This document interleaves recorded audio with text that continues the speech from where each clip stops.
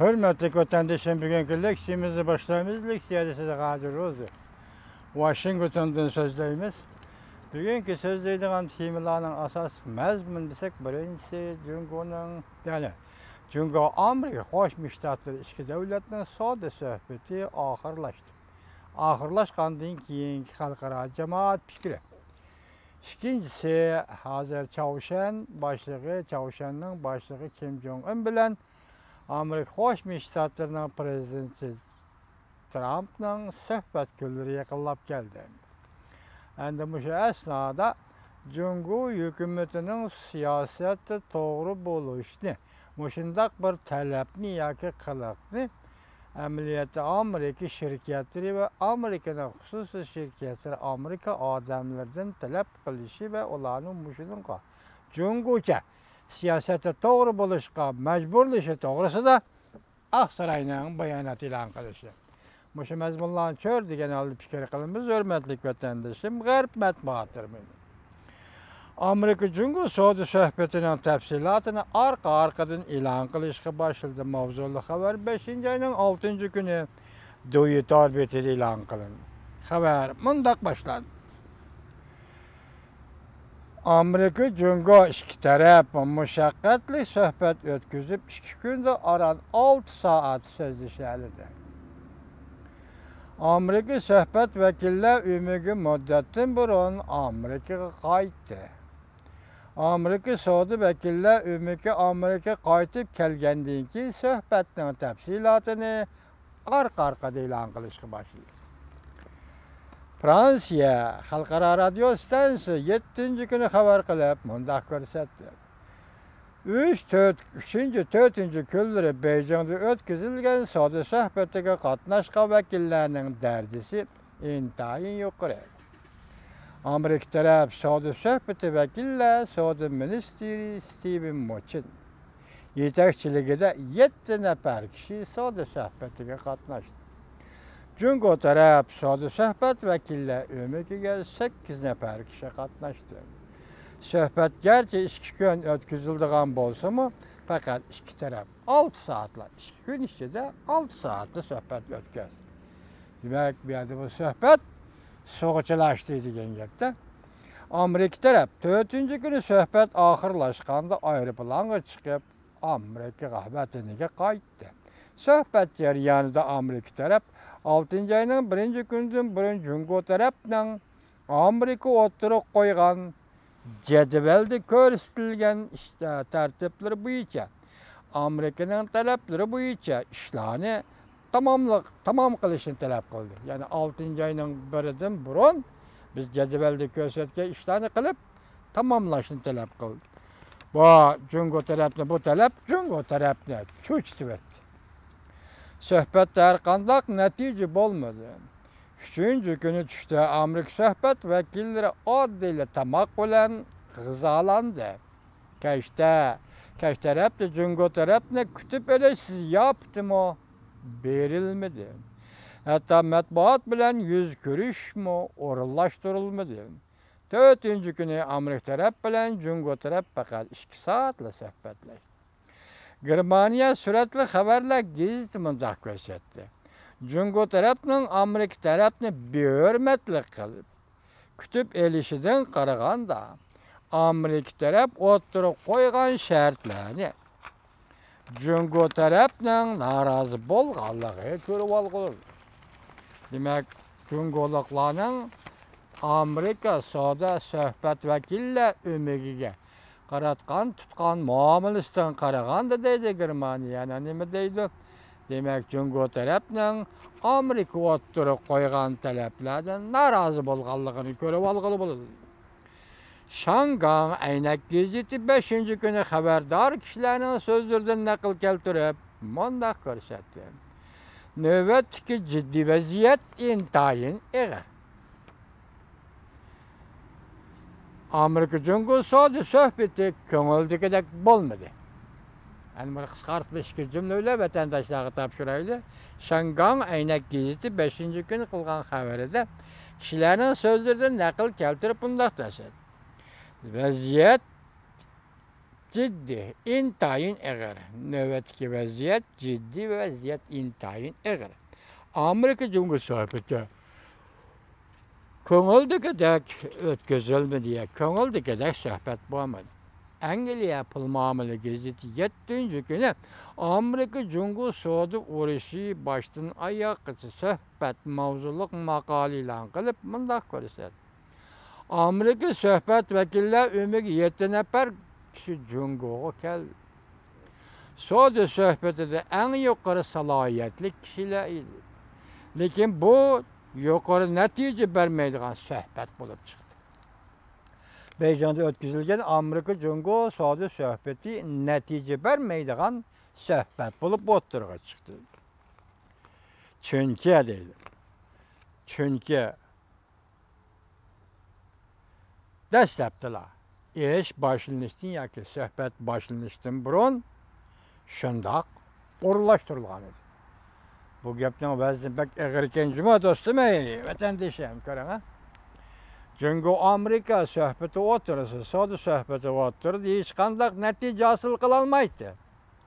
Çünki dəstəbdilar. İş şundaq uğurlaşdırılğan idi. Bu qaltı gapga vətəndaşım.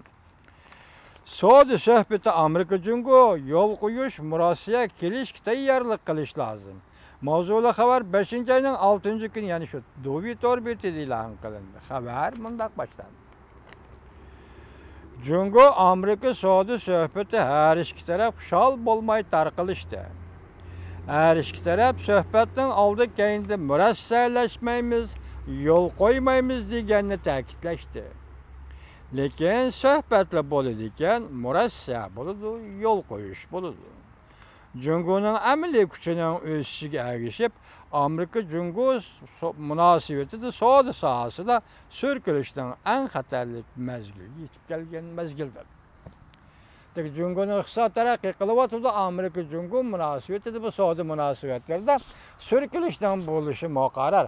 Hozir eng xatarli mezgilga yetib keldi deydi. Anandaki yani nima deydi? Söhbət buludu, yol qo'yish buludu, murassiya buludu deydi. Biroq biz boshda nima dedik? İştin ahval her iki taraf murassiyalashmaymiz, yol qo'ymaymiz deyish. Üzüb etgan bu yo'lni.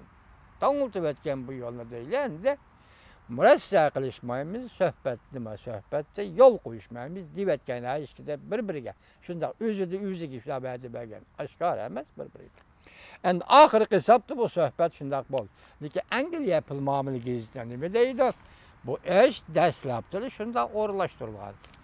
Demak, dastlabda shundoq o'rlashtirilgan deganda bu suhbat bo'lsin, bo'lmasa izpul bo'lsin degandek o'rlashtirilgan bo'lamdi yoki ikki taraf qattiq talablarni o'tirib qo'yib, mumkin bo'lmaydigan suhbat, mumkin bo'lmaydigan natija yarata olmaydigan suhbatga aylantirishni maqsad qilgan. Angliyaning pul muomala gazeti bu to'g'rida ochiq bir narsa demaydi. Çünkü Amerika savdo sohbati her iki taraf xuşal bo'lmay tarqalishdi. Her iki taraf avval men sana murosiya qilmayman, sen menga taslim bo'lmaysan, men sana yo'l qo'ymayman deyishgan edi. Lekin savdoda deydi, suhbatda deydi, yo'l qo'yish bo'ladi, murosiya bo'ladi deydi. Bu qoidaga mantaqaga sig'adigan ish. Agar suhbatda bir natija qozonay desangiz, demak yo'l qo'yish, murosiya qilish bo'ladi. Agar murassiyaga va yo'l qo'yish mumkin bo'lmaydigan bo'lsa, bu suhbat qotmal bo'ladi. Amaliyotda shunday bo'lib chiqdi. Demak, tuning kelishimizda biz sizlarga nima degan edik? Bir mavzu. Xitoylarning targ'ibot va tashviqot asosiga yozilgan bir mavzuda bu qatimki suhbatni Jungo qalbi qildi degan so'zni ishlatgan edik.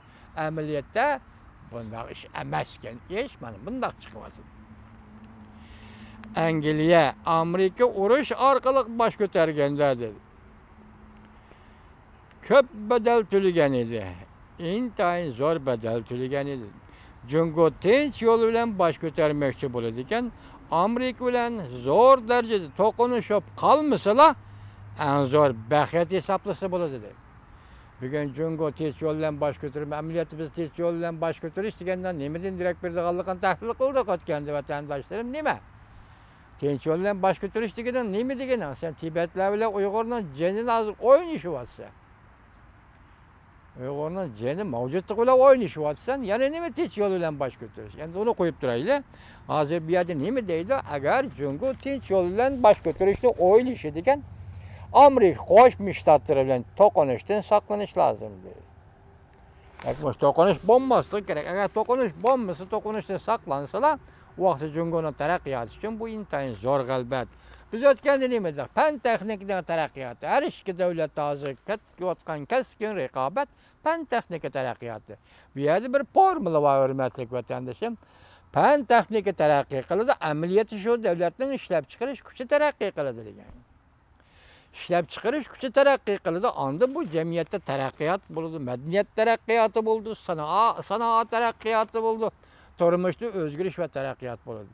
Shunga bugungi kunda hamma narsani raqobat yoki elishishning o'zi fan texnika raqobatiga markazlashgan bo'lsa, bu haq. Bu haq. Jungo ham shuni ustib chiqa oladi, chiqolmamdi uning o'zi bir gapdir.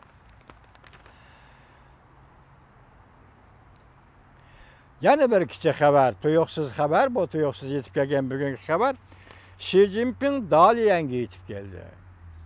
O'xshash vaqt Chavshanning sirliq yo'lovchilar aeroplani Dalyanga yetib keldi.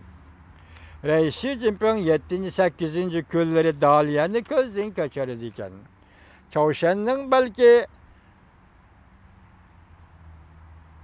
avatkisi, Chavshanning balkisi avatkisi emas.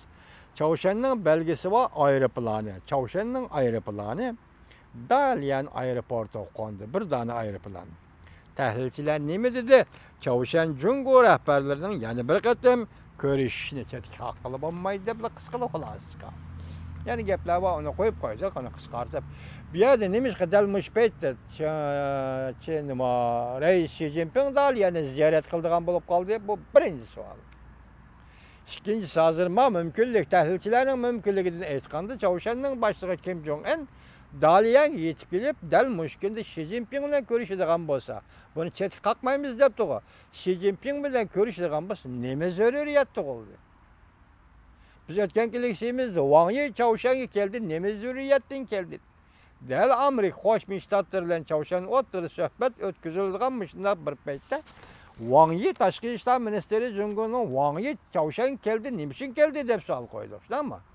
Endi hozir Chavshanning bir dona aeroplani Dalyan keldi, xizmat ko'chirish uchun Dalyanga Reis Xi Jinping yetib keldi, o'xshash bir vaqtda. Zodi bu yerda bir og'iz so'z bilan aytganda Jungo hukumati zodi nima ish qilmoqchi? Masalan biz yuqorida ko'rdik, savdo suhbatda Amerika bilan Jungo o'tirish